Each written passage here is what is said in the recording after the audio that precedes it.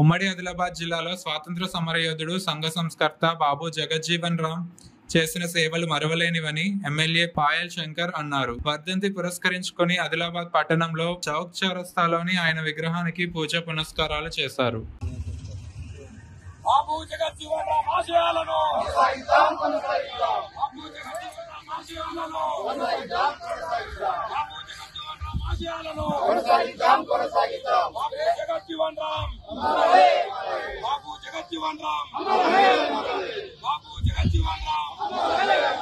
జగజ్జీవన్ రామ్ వర్ధంతి సందర్భంగా ఆదిలాబాద్ పట్టణంలో ఆయనకు ఘనంగా నివాళులర్పిస్తూ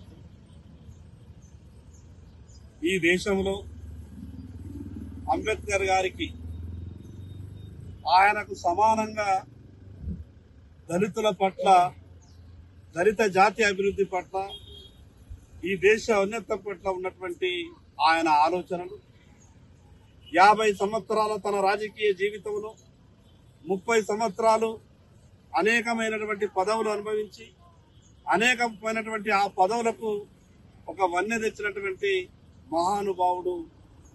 ఆ యొక్క మహానుభావుడు భౌతికంగా మన మధ్యన లేనప్పటికీ ఆయన ఆశయాలకు అనుగుణంగా మనమంతా కూడా ముందుకు సాగాల్సిన అవసరం ఉంది. ఈ సందర్భంగా కొత్తగా ఏర్పడినటువంటి ఈ ప్రభుత్వానికి కూడా విజ్ఞప్తి చేస్తున్నాం. కేవలం వర్ధంతి జయంతిలోని నాయకుల ఆలోచనల గురించి మాట్లాడుకుని తర్వాత మిగతా వ్యవహారాలతోని మాకు సంబంధం లేదనే విధంగా ప్రభుత్వాలన్నీ కూడా మెరుగుతూ వస్తున్నాయి. 75 సంవత్సరాలు అవుతా ఉన్నా కూడా ఇంకా దళితులకు రావాల్సినటువంటి హక్కులు కానీ, దళితులకు పొందాల్సినటువంటి హక్కులు కానీ ఇంకా చర్చలోనే ఉన్నాయి అంటే ప్రతి ఒక్కరు కూడా ఆలోచించాల్సిన అవసరం.